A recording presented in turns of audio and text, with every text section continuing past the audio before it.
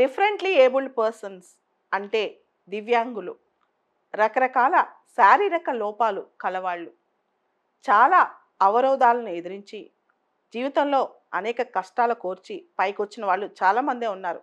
వాళ్ళ కోసం, దేశం కోసం. అయితే దివ్యాంగుల్లో కొందరి యొక్క కళ ఏంటంటే ఐఏఎస్ అవ్వటం, ఐపీఎస్ అవ్వటం. అయితే ఐఏఎస్లు, ఐపీఎస్లు ఎదగటానికి చాలా పెద్ద ఫైటే చేయాల్సి వచ్చింది దివ్యాంగులు.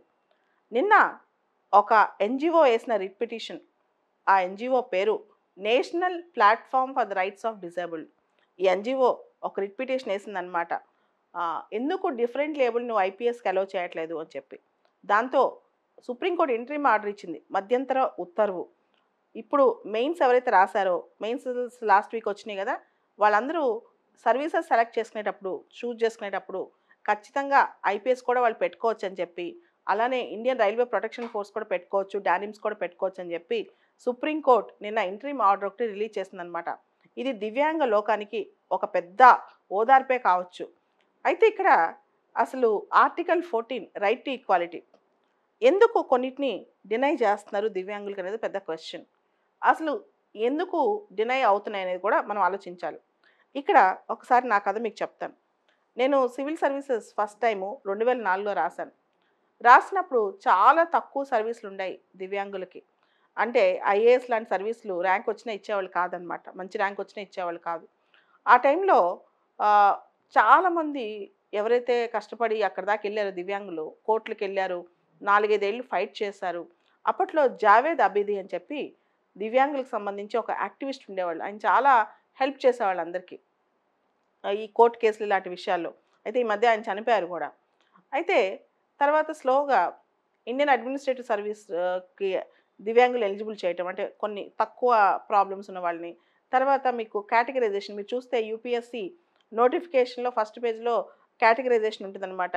1 leg category, 1 arm category, both arms category, multiple disabilities, visual impaired, ఇలా రకరకాల హియరింగ్ ఇంపైర్డ్, రకరకాల కేటగిరీస్ ఉంటాయి. ఏ కేటగిరీకి ఎన్ని పోస్టులు ఇవన్నీ కూడా. సో ఇవన్నీ జరుగుతూ వచ్చాయి. అయితే టెక్నికల్ పోస్టులు అంటాం, ఐపీఎస్ కానీ, రైల్వే ప్రొటెక్షన్ ఫోర్స్ కానీ. జనరల్గా ఏమనుకుంటుంటారంటే, ఉదాహరణకి నేనే తర్వాత ఒకసారి ఇంటర్వ్యూకి వెళ్ళినప్పుడు అక్కడ చైర్మన్ అన్నారు, ఎందుకు డిఫరెంట్ లేబుల్డ్ ఐఏఎస్ చేయలేరు కదా, ప్రాక్టికల్గా ఆలోచించండి, మీరు రకరకాల సడన్గా ఎక్కడికైనా వెళ్ళాల్సి వస్తే వెళ్ళలేరు, ఇంకోళ్ళపైన డిపెండ్ అవ్వాలి కదా అని చెప్పి. మీరు గమనించండి, ఐఏఎస్ పోస్టులు, ఐపీఎస్ పోస్టులు, నువ్వు ఐఏఎస్ క్యాడర్ ఇవ్వు, ఐఏఎస్ సర్వీస్ ఇవ్వు, వాళ్ళని కూర్చొని చేసే పనులే ఇవ్వు, వాళ్ళకి తిరిగే పోస్టింగ్స్ ఇవ్వద్దు. ఐపీఎస్లో చాలా పోస్టులు ఉన్నాయి, అందరూ ఐపీఎస్ ఆఫీసులు ఫీల్డ్లోకి వెళ్ళట్లేదు కదా. చాలామంది ఐపీఎస్లు పోలీస్ హౌసింగ్ కార్పొరేషన్ చైర్మన్గా ఉంటున్నారు, రకరకాల పోస్టులు ఉంటున్నారు.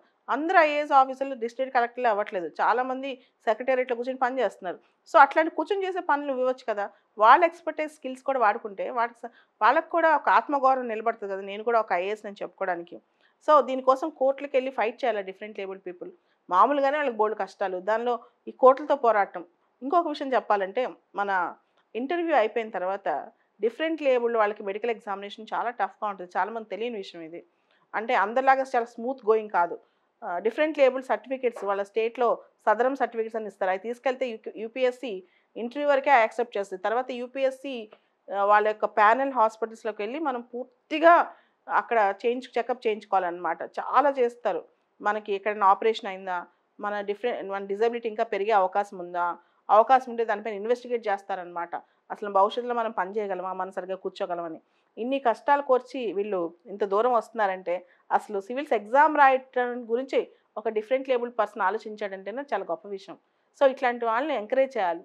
ఐపీఎస్ అని నువ్వు పోస్టింగ్ ఇవ్వు, కానీ వాళ్ళకేమి నువ్వు వెళ్ళి రోజు లా అండ్ ఆర్డర్ పని అప్పచెప్పక్కర్లేదు. దానికి బదులు బెటర్ థింగ్స్ చాలా ఉన్నాయి. ఇప్పుడు చాలా రీసెర్చ్ వింగ్స్ కూడా ఇండియన్ పోలీస్ సర్వీస్లో స్టార్ట్ అయ్యాయి. అలాంటి వాటి చోట వీళ్ళు ఇంటెలెక్ట్ వాడుకోవచ్చు కదా. ఇలాంటివన్నీ కొంచెం గవర్నమెంట్ ఆలోచిస్తే బాగుంటుంది. ఈ ఇంటరిమ్ ఆర్డర్ పైన గవర్నమెంట్ పిటిషన్ వేసే అవకాశం కూడా కనిపిస్తుంది. వచ్చే 15 రోజులు టైం తీసుకుంది గవర్నమెంట్, 2 వీక్స్ అడిగిందంట నేను పిటిషన్ వేస్తానని.